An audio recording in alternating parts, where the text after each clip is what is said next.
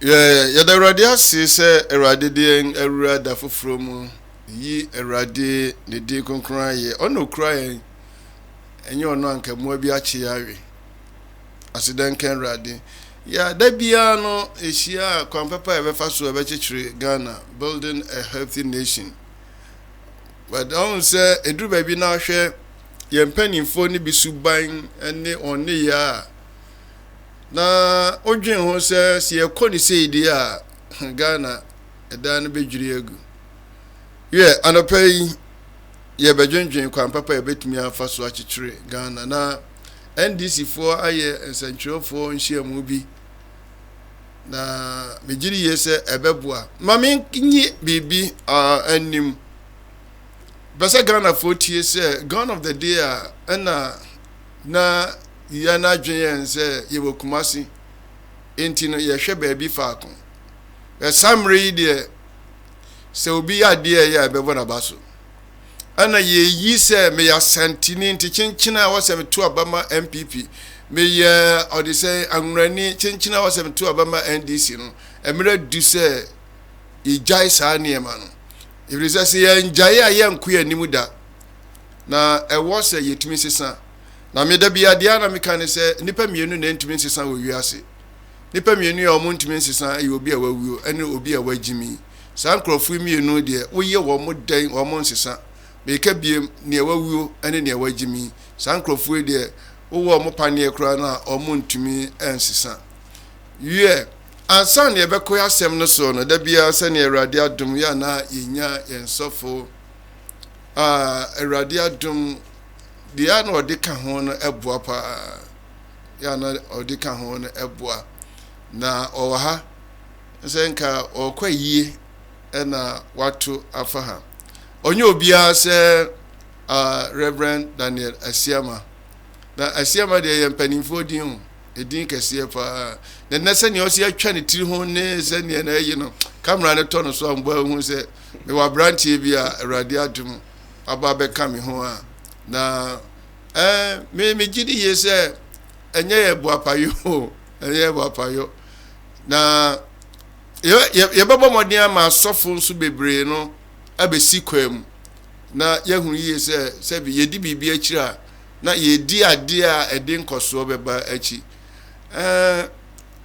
Reverend Siama akwaba yaja doctor niema ekose Yesu adaroma ne mompaibo awrade de yankwa akyɛn ma nso so asifo mahoden ne asompie mu ya na wo hye tuntum se dia na ɛka bibio na he na tuntumi ɛkɔ faso in fact me sofo panyini bi a me pena asɛm pa to sɛ no so pema asɛm na we baptist of panyini Reverend Stephen Asante I mean in fa free Nyankopɔn ayi na free mu na ene na yedi na wotweda ewo Adkwart Studios anasa stadium ti na maye tuntum where the almost afumu ana facha me so bin kantre me papa na sempa me papa okasa me kai se yadamfo Chimberma free mu ona okasa awase very good na papa no kasa say Awurade mfa de kransie o kai me ntemo na mnim ba bia de tuntumi fa oyo obi a no kwasem ni Ghana sofo na Kumasi wo mo a na manage wo ho no oka ho batie ni kasa mprenu na mprensa na okanya miasem pa ya okanya miasem asofo ni bika ni pasem ono de okanya miasem amamira ho Awurade mfa ne kransie enti na Reverend osi atutu ya niema yie o mani gyina no ho se Chimberma free mu na oka ho a because even da no se de nyame fa ni mu kasa wo yie na se no nipa wo kwantuo so de wo kan o kasa passion o de kasa so de wo kasa se atutu niema yie no se ontime kasa bi enti se wonya opportunity bi na wo gyina wo kasa chi nipa Now would also want me and ya. Can be so now disappointing me. A disappointing, I'm a disappointing you. Oh, yes, I can cross so much Raman sign. Oh, already for the currency. Amen. I because what a pity. Yeah. Madame Fubina no council life must go on. Sir. Yeah, so near Atuno no Dako. Yeni attitude here bia no kaso Apostle Michian wa ho. Akwantu no dey animon. Eninti na osia tutu ene maye. So far as Yamin fa currency. Amen. Na waja ya wachire ye be adwuma na wo ye no. Ye beto aso. Enye dey anyame wo no kwafo bi wo hase ya. Na Reverend and the osia adwen ho ni say NDC for a press conference. Na wo mo time ni say Bank of Ghana governor no. But wo mai fa kwan bi so a enye. Fi say yensi kasem no percentage ananka wo say ebi omutumi use di toto niema no. Wo mo di manatra. Na me kra de ma me ye interested was a press conference you want say menya ntie bi a wo so wati.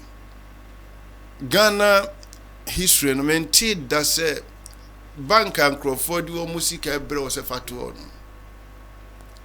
Na waboka oboka wo se dan ya metimu no ye ho kire nti ye kotre wodwin we hu a wo de ansa na ye beti o masem kra. Reverend, doesn't make sense. It doesn't make sense. Na ansa na mechi kakra no ma me so minchia atiefo ene ahwefo a o mo sei o mo daje ema Adkwart Studios and Sempa the free haba. The stranger Misha Mamma, Mamma Dominia Sumbi, or Yesu Christo Dim. Apostle Doctor said they now walking. Young funny say, would ye dear Biane, as small be.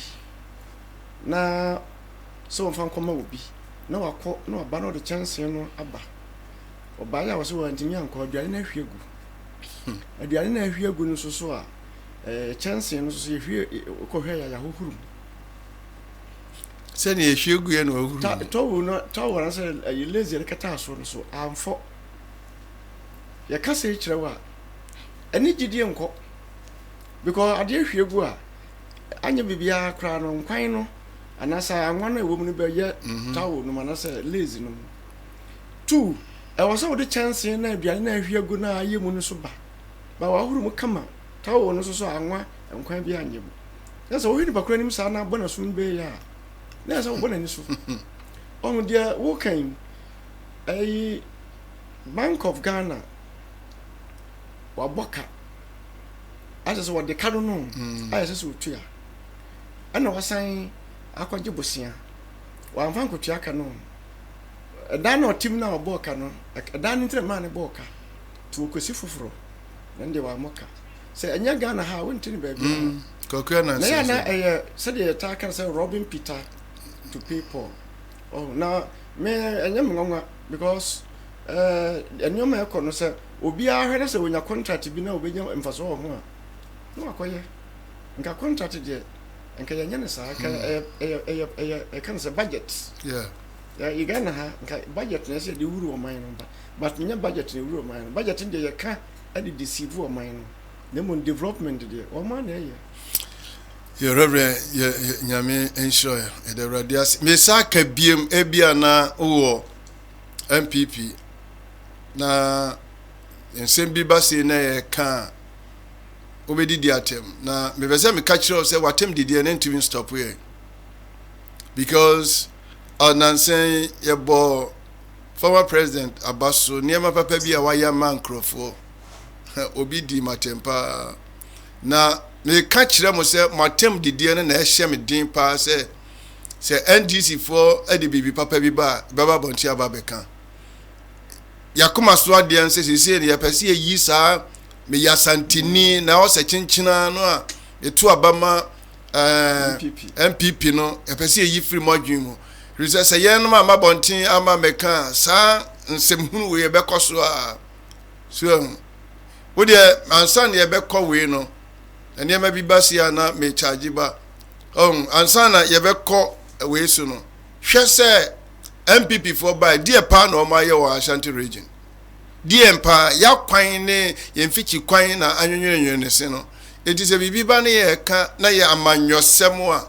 So say NDC for no e de fa wo mo ayi say ya ye ni won achi. But omo ka sɛm a ewomu a no kware egomu a obi animu a ye be am profile no ma won so ahunu ye say eniema nkoyi. Enu nti no fire corner yentie or more press conference now or more calls for urgent action against the governor of the central bank. The laws of the central bank, which calls for urgent action against the governor of the central bank. An estimated 850,000 people were further reported by the World Bank recently that they have this singular act of the Bank of Ghana has pushed them down the poverty line as a result of the hyperinflation that the central bank caused in the year 2022. Clearly, there's blood on the hands of the governor of the central bank and his deputies. It is now obvious that many more members of the Akufo-Addo, Dr. Bawumia government will likely be keeping several more millions of dollars in their bedrooms and building a war chest to illegally buy electoral votes at both party primaries and the upcoming general elections in the year 2024. We will not be surprised that if members of the economic management team involved in this contest makes a strong showing, I won't be surprised at all, because clearly everything shows that maybe it's not only Madam Cecilia Dapa who has kept some money in her bedrooms. We in the NDC will continue to explore ways of rescuing this country to prevent it from the doom that has befallen several West African countries. Ladies and gentlemen, the IMF had made an offer to assist the government to develop a plan for recapitalization of the central bank. And that is why paragraph 18 of Ghana's Memorandum of Economic and Financial Policy, the MEFP, sent to IMF, stated this fact. Colleagues, ladies and gentlemen of the media, fellow countrymen and women, let me assure you that very soon Ghanaians will be made to pay for Bank of Ghana recapitalization levy, a tax to recapitalize the Bank of Ghana. So as we speak, because the central bank has collapsed virtually. It is, however, our position that we have so recklessly, the government of Ghana has so recklessly mismanaged the central bank and brought it to its knees and cannot remain at the helm of affairs of the bank without being held accountable. Those who have led this reckless and criminal conduct unleashed economic hardship and financial distress on the suffering people of Ghana must be held accountable on this particular action. In fact, impunity of the highest order can no longer be tolerated by the suffering masses of Ghanaians. We must not allow this dangerous precedent to be set for future leaders. In this regard, we in the NDC call for the resignation, immediate resignation of the governor of the central bank and his deputies within 21 days from today. We are resolved to embark on popular action to occupy the central bank and drive out the team of inept, callous, and criminally minded mismanagers of our finances to save the Bank of Ghana. What we will do is that the march will ensure accountability. Colleagues, the march to ensure accountability will begin in 21 days if the governor of the Bank of Ghana does not do the needful and pack bag and baggages out of that sacred institution that he has unfortunately mismanaged. Dr. Ernest Addison and his deputies must go. There has to be an end to this impunity now. Fellow countrymen and women, let us arise and save the Bank of Ghana. This is the only bank we have that belongs to us directly. The central bank has a big role to play. We cannot allow the Bank of Ghana to be managed and be drawn to this level. We call on all of you that if the governor fails to act by resigning, you join us to march to occupy the Bank of Ghana in 21 days' time to force him out and to force his deputies out, because we cannot allow this to continue. Arise for Ghana. Fellow countrymen and women, arise for Ghana. Thank you, and God bless you all. Say watch na mame nka bibi kakra ya na NDC fo no eduru baby na me ne won nyadwen so yeah asempa papa na wo kan you, but we will force him out. Now Ghana oman a kebi mame nkebi it is ensem bi koso na se enya woda Reverend Senka ese o de kokot na okoye ti se sa omo force na ko omo ye free wo mo system ni mo an ke be ma ye no mpanimfo bi ani agede omo ye ho nti anya futuo ma wo mo because a force ba wo ko force yi na ono so be force na fe force no na be force ye nyina Reverend almost serious note no wo mo force yi na he kan de eduru ba bi a eno ye be da kan wasem. Now, Ghana history, yanti bida se, yesika kurabia kesiye no, Bank of Ghana, aboka. Na se utie conference na we na, se baby a niyama kono, se yanhwe yi a Ghana ni bia din sabe guniti.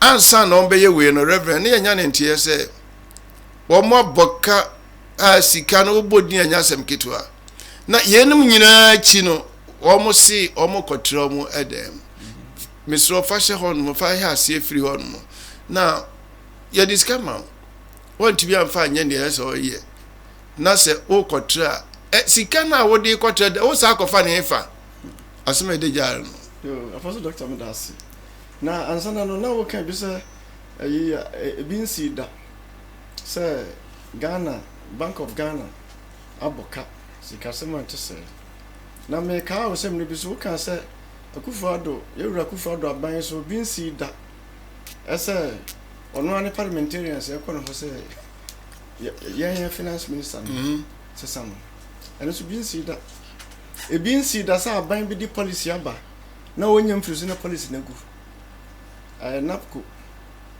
aban na de ba yen so gu nursing training allowance, teacher training allowance. Aban no egu ide na aban no ba ye no san de ba. Onyankoi enso egu.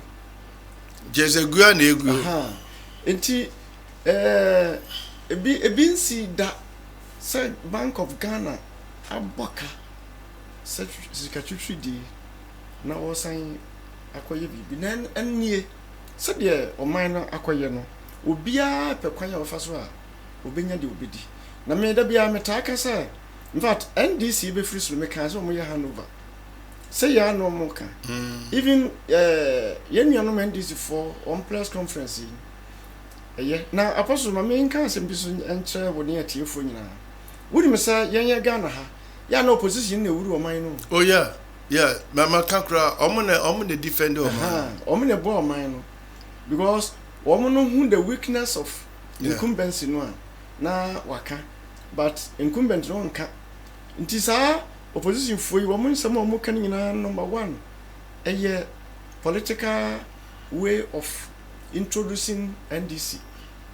na wo mo discourage people from supporting MPP enti no dia wo dia ni problem na nso ya na nokura bi ewo nsam no a wo mo kan nokura ewo mu ne sika in fact o man be this kind of running on mine na ya na wo mu yire fisa apart from say this kind of running on mine ya de nokura enso na running on mine enti se wa nyusu sika no broni be kasa judiciary na se nokura kwan so a ebe expose you say de emle bi yura ba ya kai no na o man panyi Akufo-Addo na memwo no esanse nokura ewo mu sɔre no I expose wo mo na ama anyoma bebre ya ginsemu na nka ya dan na ukuta sika 100 million na wode ya ade wo wie ya so makobo busia maboka 20 million ka ho na obeya accounts wo bo kan wie no se dan na yatimu no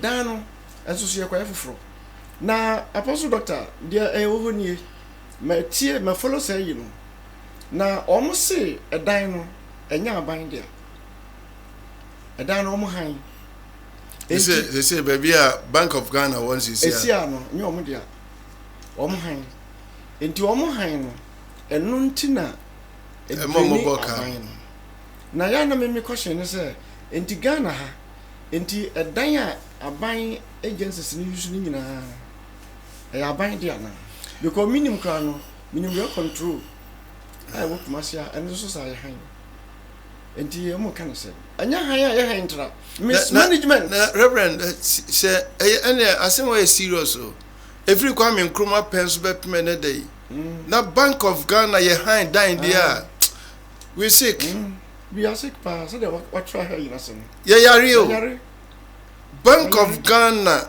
free Kwame Nkrumah pencil ye need dan ya serious say am fan say mimi wo sika na mi sika no me de mo bitu ho mi ni ba bit de mo bitu ho nti de ba konti tete so ti say te de afiri mi ko fa ba bi a metan on na mimi hu ni say o ma boka no se ka no kra makora na nka sa agenda we na e wo ho mo ba ye mfie say ni enti afiri fa mbotum de ayedan ena sika na o mo de ko ayedan so nyesika ketuo sika no nyesika ketua na me de me hu ne say Ghana sika no ena o mo fumfa enti ye fumfa de na o mo pe edi bi de ato enti on say NDC first program can say create lose and share I don't know me feel lose na de makai oni ma 3 no o mo create na o mo lose na o mo share na eno no judge bi na ka kire wo mo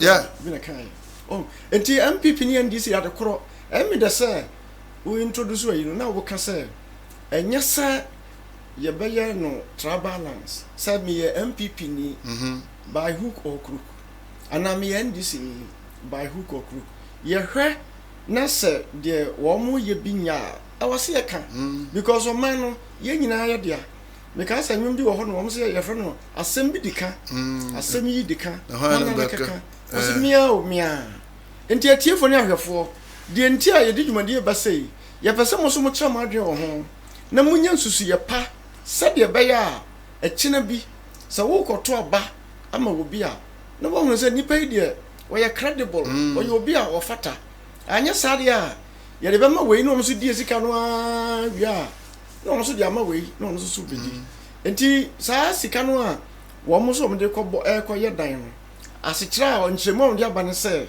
edan na ye tim no ye han enti on peso mo free dan ya han no na mesra wo mo ewesi ye nyam konkuru de mesra wo mo dan no wo nya asi no mo mle me mu $10 billion $10 million me de ba kwesi na you know $250 million no o me mam kakra no mo so fabi na ahmeti Reverend Ghana semi akwa ete say bema bia na one na yerechie na o mo awiso a ti bema no ko han dan Reverend mi twa 17 and not knowing say dan ko han na yeredia na yerefie ana na yeredia ni mo man ko han nti dru ba bia o motua ayi na ko tua advance kese no na de odida na hye ne nsa no o invite bema no okay ti okoye no say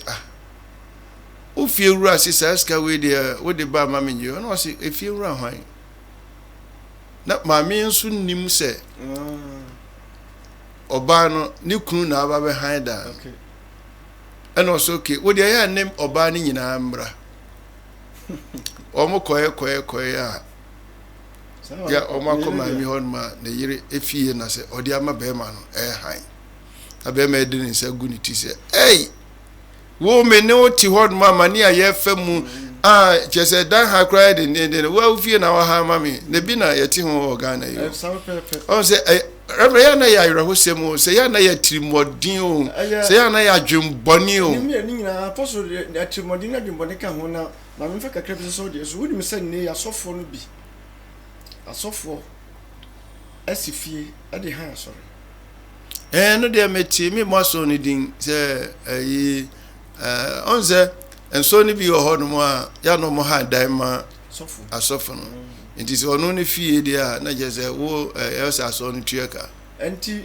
apostle se sa na tie dia enti na enkrofo bebre kasa tia se asofo no kra na ama wiase de o se woni wukunu ate ho wasi dan mi wura yanko trandan no but why you were near ma obi de or the ma wura han mi kasa su kra advance no wonti mintuo o da na odwene the same thing to asofo yi asori sika ya na de kosi dan yo appreciation ya na pay ya ebi krampa na wasa aka chom say minimum soli bia me pese me bodin otimo ka chon say me fie dan no aka ba say ene maka krab ma wie mo mpe 400 million na me fa nkoye na me nkotrem ka na ka ma han no waye wie no mo de mani wie a afi bia waye pepa afi bia o de dan ma han even mia ma sorry asofo bebre reverend wonim say Radia Domina be leader of True Foundation Ministry.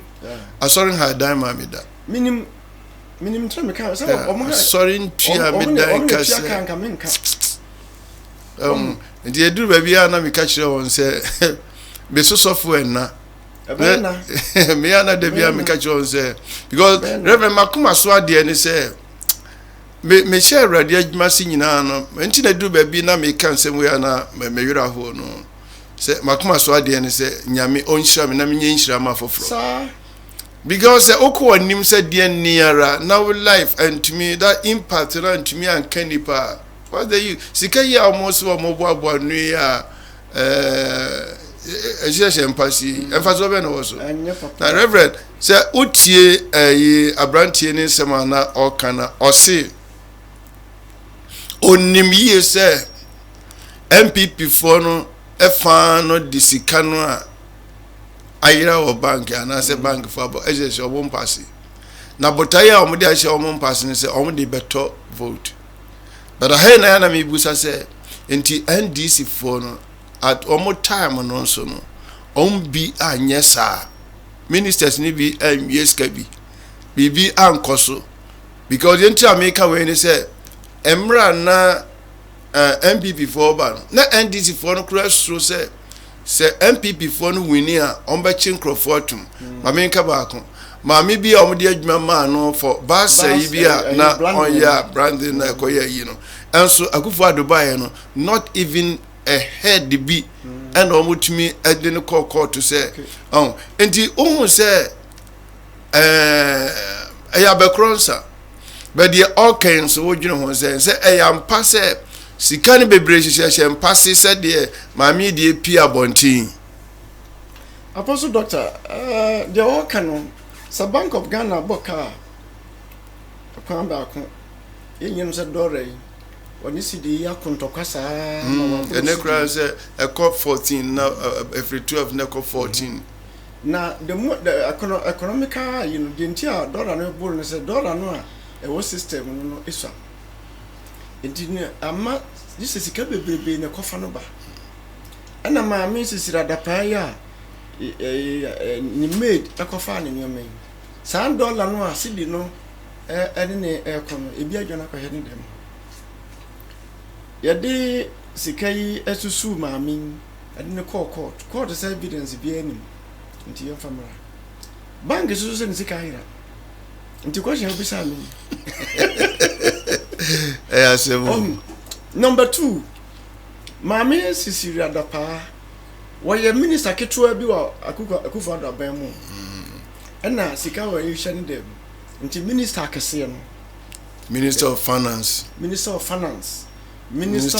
I want to say Greek any other ministers road and transport help nti apostle dia mimi hu ne say Samami ketua yi kura oye minister ketua enya so much na sika no nya $1 million ro dia kromfo ni wi aye na $1 million 300,000 euros and other Ghana cedis dia wi o na dia wadem no a omokofa aye no am se omo de be 3 hours and kan ye na 3 hours na de kan ye no omo de say country machine so na kan ye hey yes enti maame ne bank ne won dem ho na reverend mebusa o omo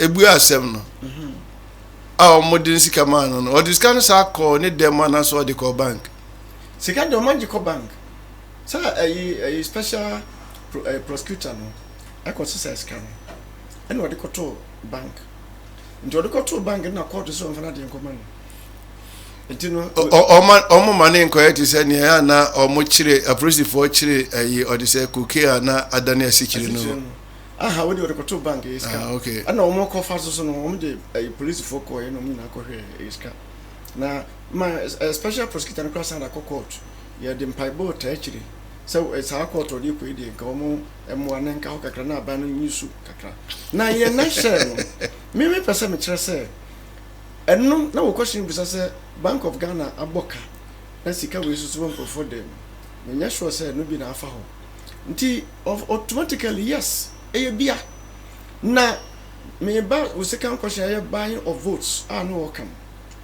eno die ya na akoye se owura bia one na yire ye wedding no omo so mo ko hotel bi no makoda ho kakra to omo be ko akọ buku no na omo be wedding no mfa se 3 days time nto omo ko akọ buku no omo ko hotel ho na again se room 3 dia ho onye na room 3 mpa no keka no o ko di bi ba no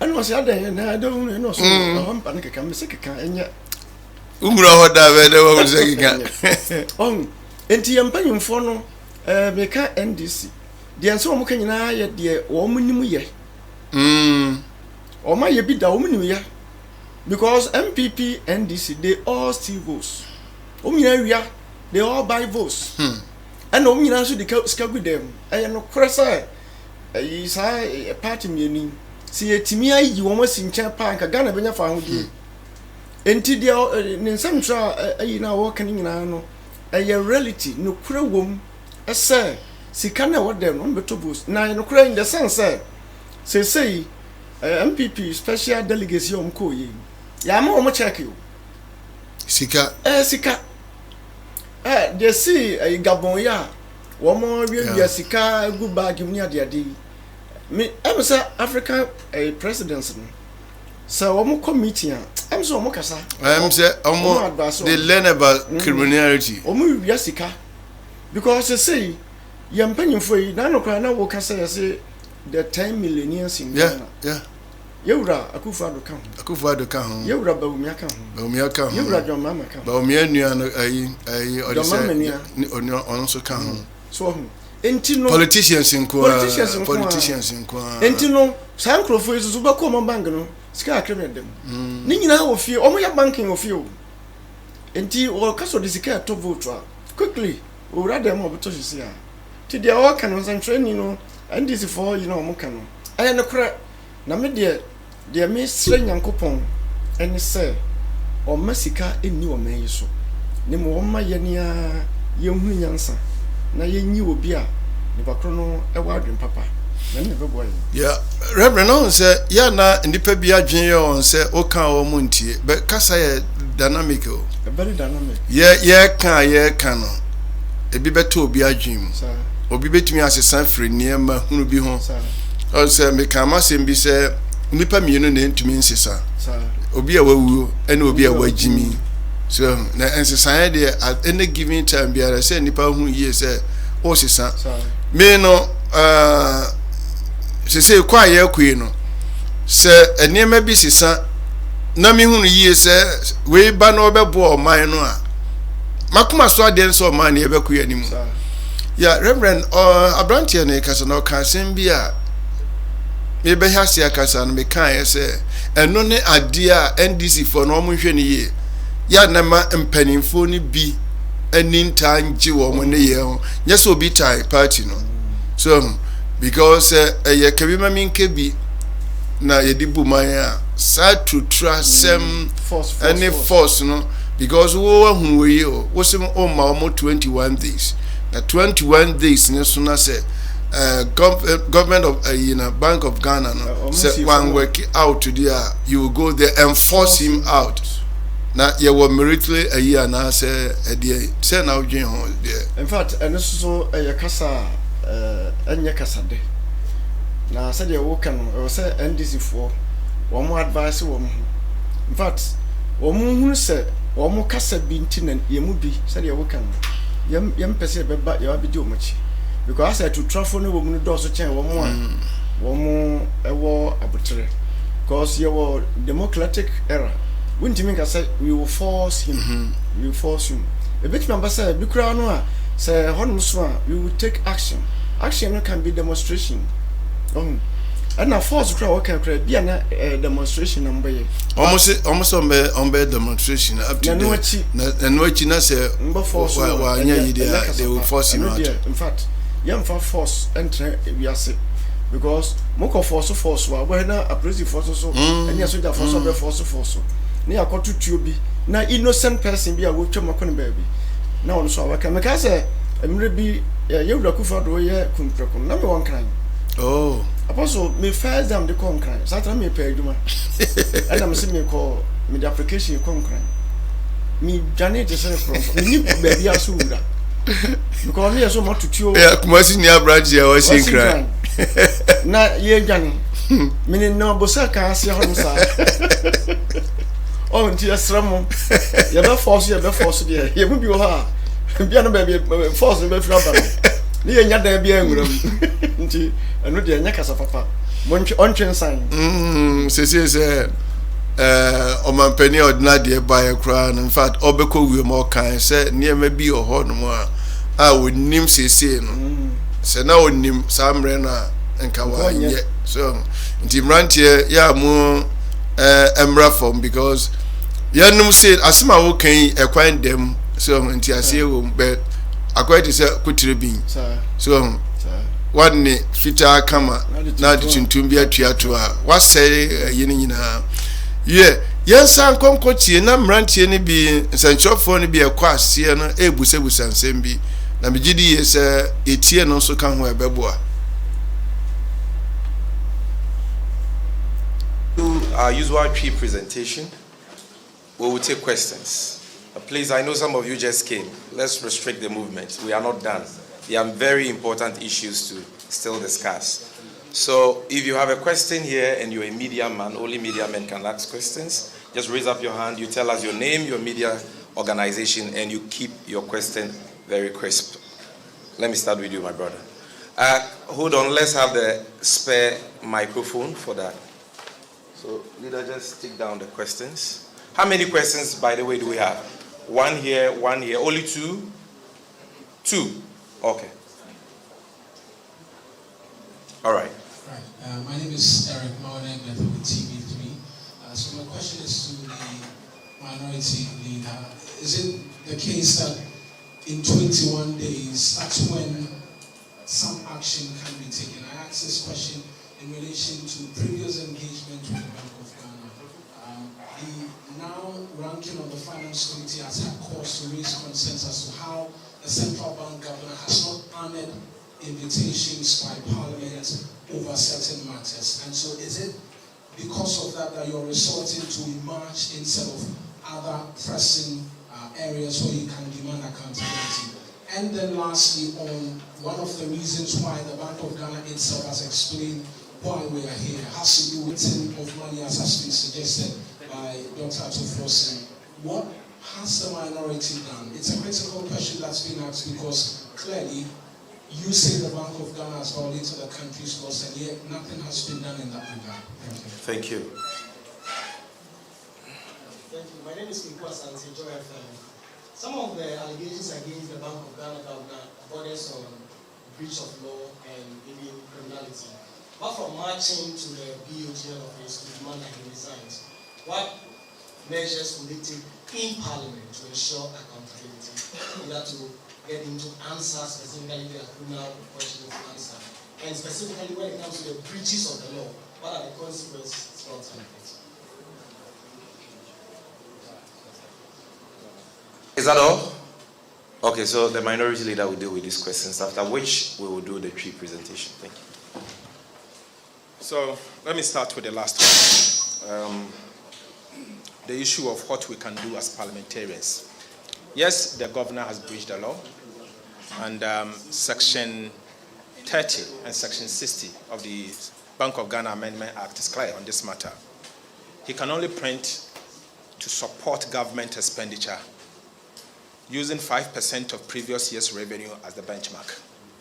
Unfortunately, the governor did 7.2% of GDP, representing about 30% of previous year's revenue.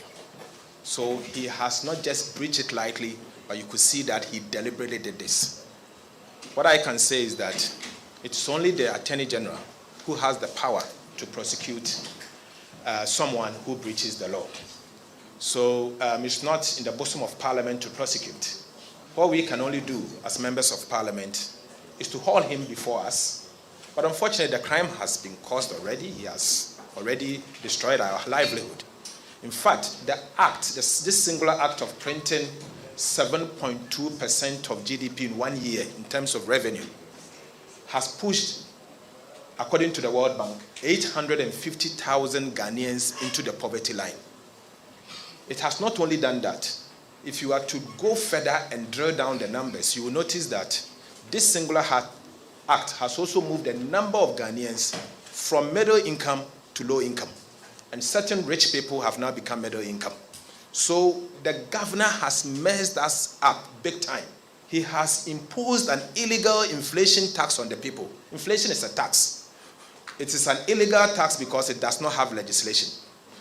The governor has imposed an illegal inflation tax on the people of Ghana. That is why today when you go to the market, things that you used to buy it 1 cedi, the next day you go in and you will notice that you are buying it at 5 Ghana cedis. Clearly, this takes away your disposable income and push you further line the poverty line. This is what the governor has done. We can't continue to allow these things to happen. What we are seeking to do now is to secure our country.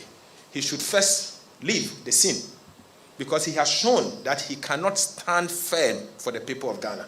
We've seen examples in other countries. We saw what Bernanke did in the United States. But what we are seeing here now is that we have seen a governor who has turned himself into a printer.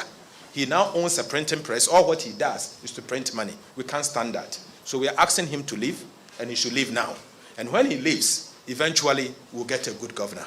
First of all, the first thing we are seeking to do now is to get him to stop the printing.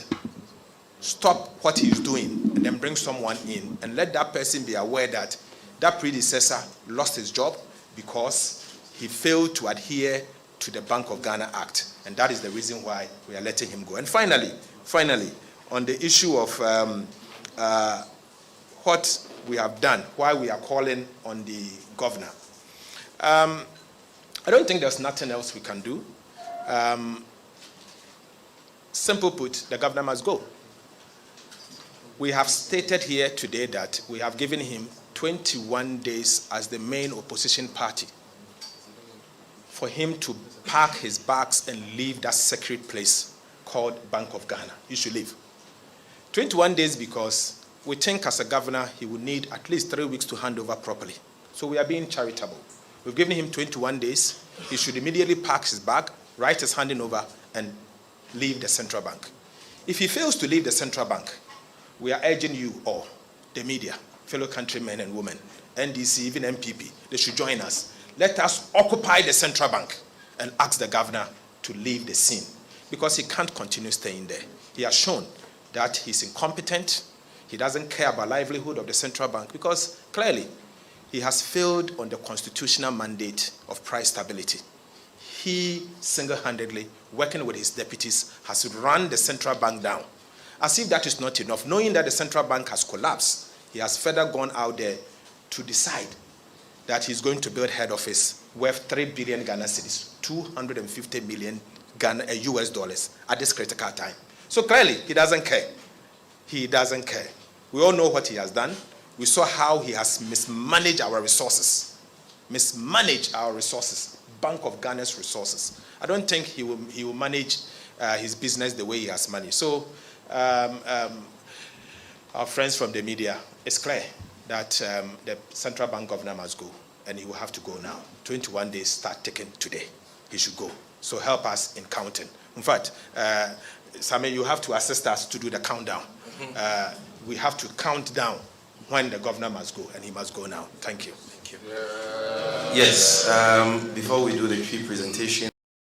My uncle, a young son, I asaba. Whether me busa semba kope. Oh, in Casa Yemono, okay, questions now, and some of Kayano, and I sent you for the busa question. And if you know, you know, Efa near Kayano. Now, the last a year and pese, ye can only be here me pass or more money 21 days. Now, even or just or more money grace. Reverend Busa say opposition for bit me as shall be.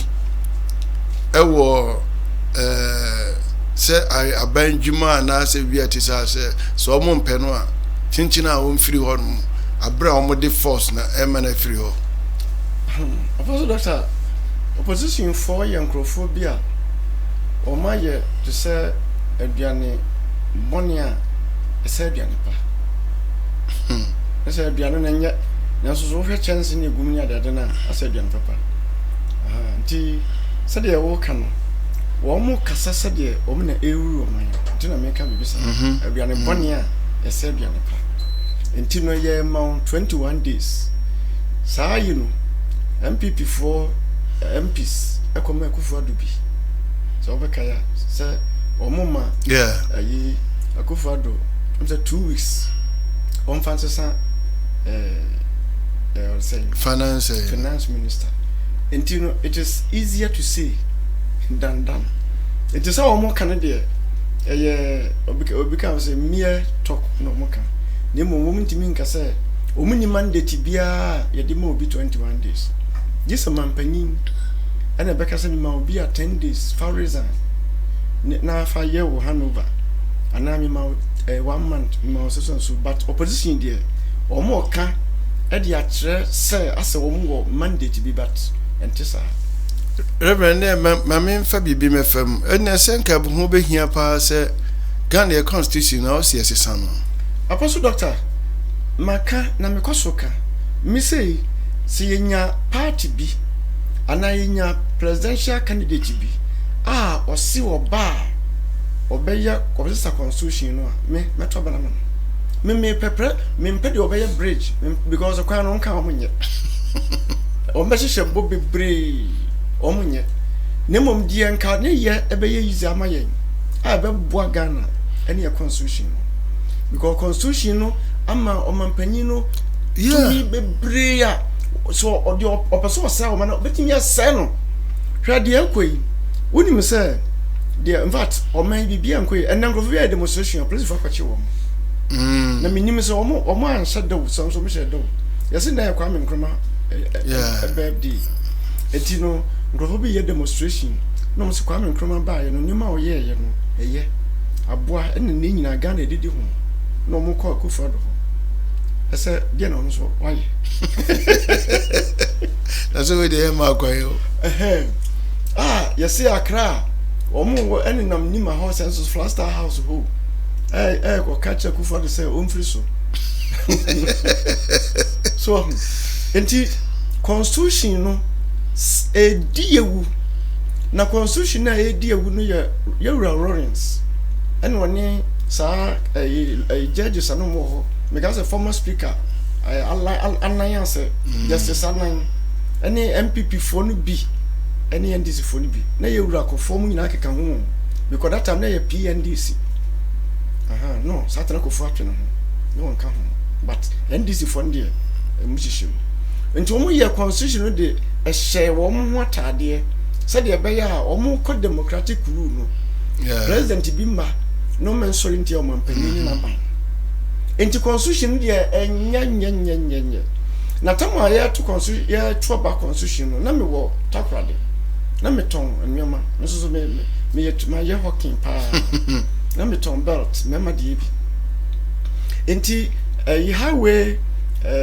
office head office or takrade and a penny be can say abani nyina nkoto yes and am see dey nkoto yes no se constitution na Lawrence amu aye no se yakase ya tu no a wo mbesa akwa no foforo na amamu no san ya twekwa akiri nimo ya 2 years nya gitum a se MPP ba sorry say party bi ba obetwa abesesa enti meto yes sa eye meso ne yankan kire beda sa tem kona TV ni ho na TV no so se ne ya ye wo hoyi enti butaya o mde koto sa na o mo pese o mo ba aban mu ena o ba yeso a o man so sa president Kofo e ka constitution ho asem e se ne o bibire wo mu a enye even chief executive pra wo mo ye don toto yi na se ye to about say assembly members de no na nko community so president Kofo antimi anye president Mrs. so can say constitution in your otu nipa e call round so mo give views and so be seen your mama dey wan kan say because on ne bo no akufo do so bay wan kan constitution ho say ba akokra da on so bo no nti constitution dey apostle e di enya papa yo fire konen hwe dey course na fe yemfa mrawie. Let me acknowledge the presence of the Member of Parliament for North Tongue, Ranking Member for Foreign Affairs, also Ranking Member for Scandals. The son of man, Honorable Okujeto Ablakwa, is here. And we have the Member of Parliament for Adaklu, our Minority Chief Whip, Honorable Kwame Abuja, is also here. Our former Director of Elections, former Deputy General Secretary, former Minister of Sports, Honorable Elvis Efriankra is also here with us. With regards to what would the MPs do if the Bank of Ghana fails to resign, I would just want our minority whip, who is in charge of whipping the entire minority caucus, to just say a word or two about that before we proceed. Thank you, Sami. And I think leader's position is quite clear. The Bank of Ghana is in crisis. It's self-inflicted. And this is orchestrated by President Akufo-Addo and Dr. Bawumia's government. When they fail to manage the economy, they basically turn the Bank of Ghana into a printing press, printing more money. The responsibility to prosecute the Bank of Ghana governor and anybody hold accountable is the Attorney General. But which of you here believes that Godfrey Dami is going to prosecute any member of President Akufo-Addo's government? It's not going to happen. But I can assure you that apart from the fact that the governor fears appearing before Parliament, in fact, he doesn't even like appearing before the Finance Committee of Parliament. He thinks he's only accountable to President Akufo-Addo. And the last time we needed to remind him that even the Finance Minister, upon all his escapades, is forced sometimes to appear before Parliament. So if the Finance Minister is bigger than you, how dare you not be able to appear before Parliament? Let him understand he is accountable to Parliament. And the 21 days is a long grace period. Which of you will believe that a Bank of Ghana in this level of crisis, self-inflicted, will be building a $250 million new headquarters? In fact, those of you who know Ridge Hospital, when President Mahama had the opportunity to lead this country, he built Ridge Hospital that you and I can use today. Right opposite of that hospital on the right-hand side is Bank of Ghana new headquarters. As if something is wrong with the old headquarters. You are broke. You have actually collapsed the economy. The next thing you do is to award a $250 million project. And guess what? That project is one of the fastest going projects in this country. Not hospital projects, not education project, not road project. The fastest going project in this country is the construction of Bank of Ghana.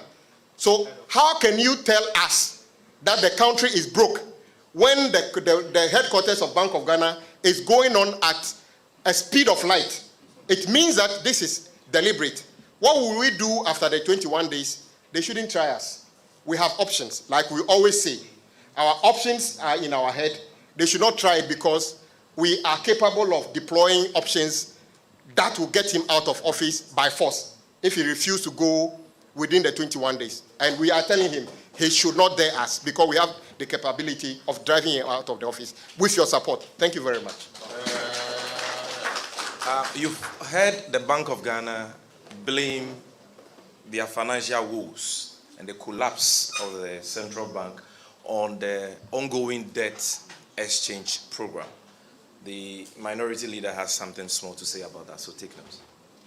Sami, you are right. The governor in his address had said that As for him, he's done everything right, and we should blame it on Ken Ofori-Atta and Dr. Bawumia for asking him to write government debt of about 48 billion off.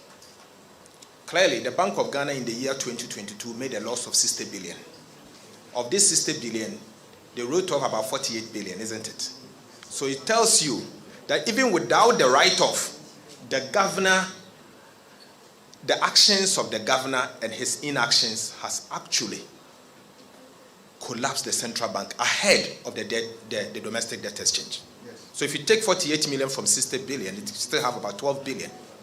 As we speak, the central bank has a negative equity of 55 billion Ghana cedis. Negative equity. Now, it means that they don't have any surplus, any money there. He is building a head office at the cost of $250 million. This simply means that he's printed additional money to finance the construction of the new head office. So this guy will not stop. And Kwame said that is the fastest growing building. Yeah, Reverend, away there, yena that chibi yatuaso. Papa bina oyo ena okoyo oboni.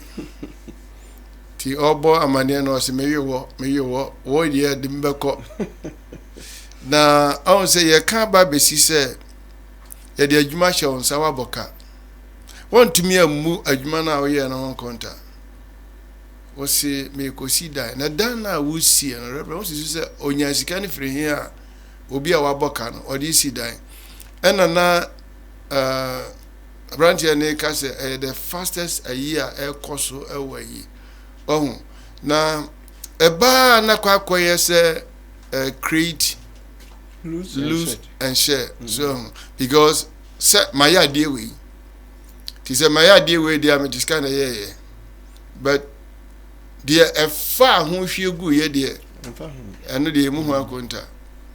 Ansa na dey na adwuma dey ba ye. O hwe said the Bank of Ghana near e cost because this is a Bank of Ghana at me ahwe asise dia ne na bankers na kasna ehon den wa hefa enti reverend usisu se dien pa na sese yempanimfu omoye niema ekosoi enti MPP mpanimfu no wo monte ya na wo monhuri a niema ahwia na ehwegu apostle medase se medika ka se no yese abebi bewu a ena eso se wo monhu se wo mu beko almost and I'm a bion say agencies na reverend say baby we are na so they say yes papa say so go on butum oh but there's so na edibu bend dey so kono na adoso but we dey so go on aho enti no say ayi sa governing a hono wote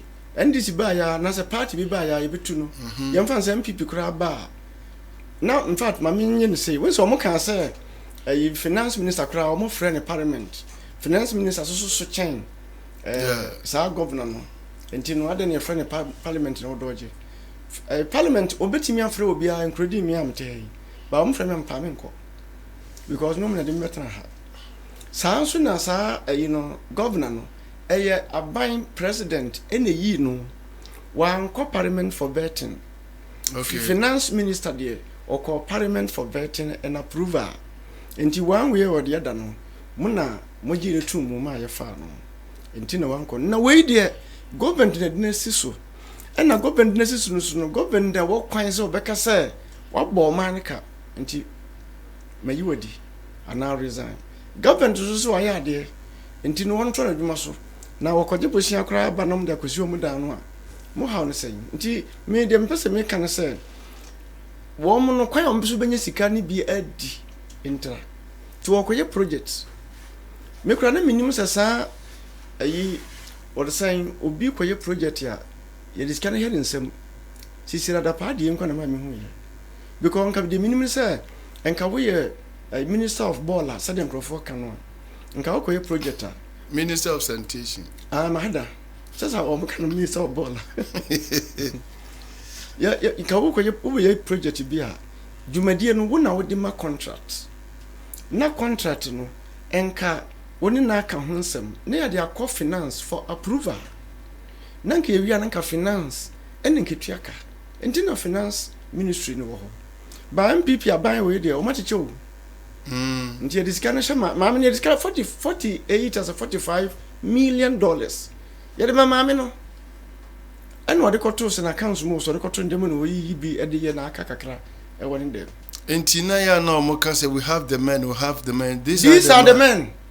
these are the men on baby ayen na me ma yet disappointed wo ye wura kufu ado aban mu because nsem bi o kan ye say we or say I will protect the public purse na so be bo ye sika ho ban se ye sika na hwe agu se de wo kan say twat ye de kan ten na ko sika na hwe agu de to so biom o sa kan say ye tisika so enso kom de ye o sa sika yi mama abrada pay a transform ministers ya transform yeso sa apostle still ekomo yen ye me ba mani di minim sa wodi di ansa na ba manum ti ani sa nya duane de to so miansa president akufaro katre ni ministers no a ugina say se sikantra mo ba ban mu a ngopa adwumanye nsa no kai but say they are the richest people in our time. And no say me can you say Napoleon no. So onene obi a odi na busuafo ne na fo na ngura mu che obi a. Bia. And okra de ono sa brand historian no na ka sa asem no. Ono an de hye. Yeah. So me wa yibo ha me send am no bia sa mande ne betutwo. Ensem MPP fo ne bebre krobu afu. Na me de me hu ne se no ai da sem panyimfo na wo party no Oma paba to omso mun kan biom anase wo mo ka ena wo mfa sente saade a ene de NDC for kan se wo wura no won reason ya de me na reason is ni hia me but so man panyin wa boka de a ene wo ye mismanagement of the boka enti ni papa mu a enka wo mane ntwa na adwuma kora so na nka mpese wasan je contract huge sum of money adi ko ye adwuma na sa wodi ade gya kromfo a na se reverend de obeka ne se wa sha se ye adwumanti ye mane nwie anya sa na finance minister yi omo kopena so on free wa say IMF besiano ko peska na oba sike mako akwaji o ni nyina ma nti on twa mane nyina mra na ni nyina so ma metu no obesa ye na finance minister ko pesa beba no me can say I aguba do free as well. We are the nyamia se Awurade adom wati ye akoma so adie nyina ne se Ghana per ye ebe adwuma na se ye yi adwen e free se fa hudie freedom na ye adwen se ye disa ekwa we ya beto aso ama amanwesem no atumi akoyi dia emwaye enu nti no awose ehunu yiye se enema bi a ye ka bia no ye ka mo man no ye ka mo man no se yam papa se obi a ba bia Ghana sika pudue nyina no eho ne guo eho ne friba na se enwunu dia ebani force emponko na ehuritan na emfui se Ghana pa kon se dia na ye wokwantwa na mekama sem bi se ekwan da ho ena o my Ghana ye na miram se dia fe ye firi nwiranum asi kwayim kwayibrentuo pa ye hunu ye chikura biem enne Awurade ya adoma yansaka Reverend Daniel Asiama Awurade adom wabesima ye die in fact me yura ho mfitiase ne pa ene wabebua ma yetumi de nsem atoto ba bia o se de to yakoma so ade ne say we are not for MPP and NDC, we are for Ghana.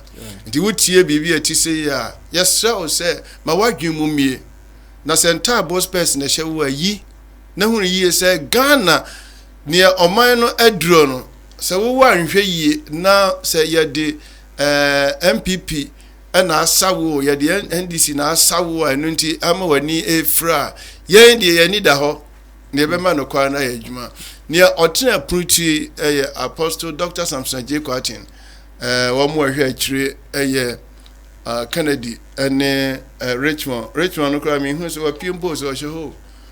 Eda radiasi, Basati and Kabim. Bye bye.